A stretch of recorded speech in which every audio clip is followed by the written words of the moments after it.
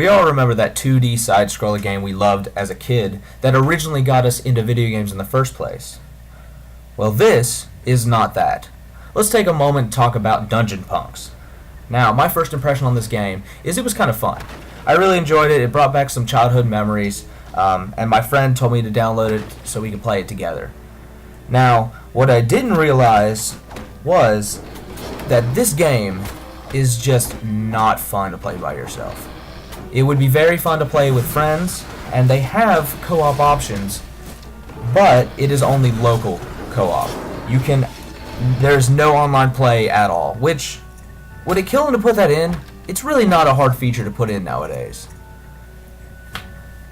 Secondly, on this game, I really found out that being good at the game, which I feel like I was decent at it, only makes up for about 20% of what you need to be successful in this game.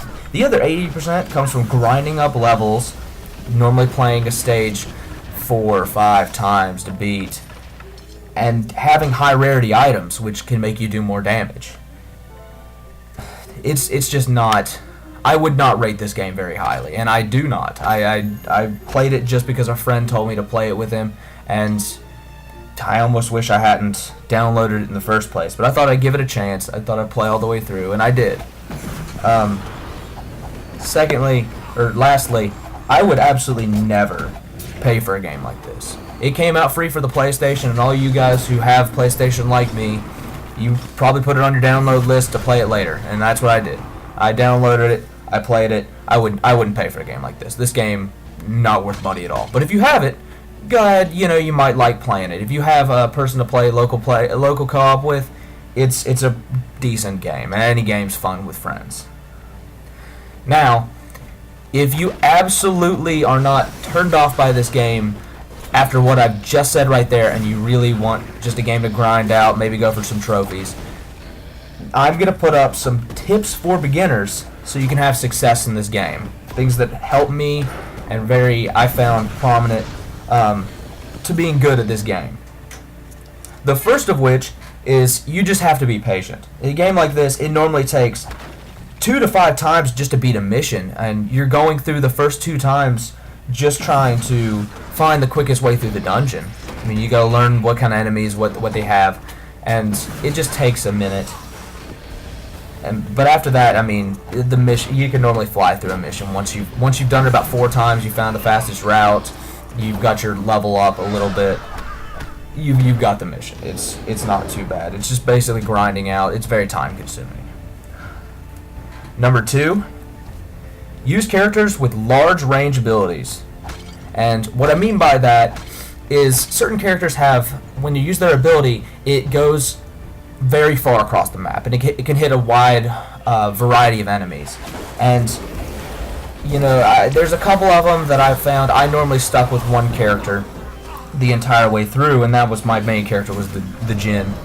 And his special ability, Spectral Void, has a great range, and it can hit so many enemies at once. Very large area effect, very easy to get. He's a very good character if you're not sure on who to use right away. And number 3, map out the dungeon on the first couple tries. Like I already said, you got to find the quickest way to the boss fight. I mean, they put a lot of twists and turns on this. I mean, obviously they made it where you shouldn't be able to fly through a dungeon on the first try, and that's what they expect. And thinking you can is just probably going to get you killed. So you should very much try to map out the entire dungeon on the first 1 or 2 tries, just so you can get straight to the boss fight when you get your level up, you got good weapons.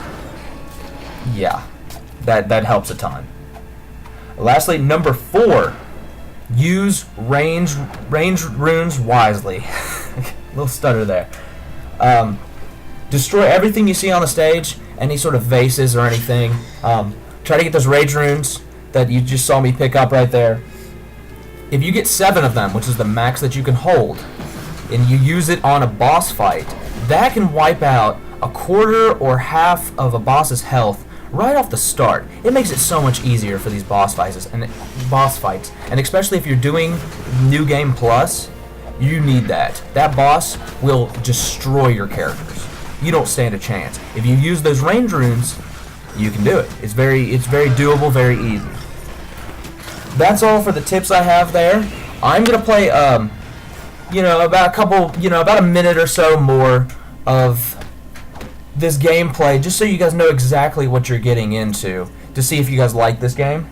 And if this video helped you at all, please leave a like. Consider subscribing. I do a lot of videos myself, but me and Roger, my partner on this channel, we're much better together, and we play a lot of games. We put out a lot of co-op games, twice a week at least. So we're very good at putting out stuff. And also, if this is a game that you found that you want to play, there is a glitched video. Just so you know, there's a glitched trophy, and I'm going to put out a video of that probably in the next couple days. So stick with the channel if you guys want to see that. Thank you guys for watching.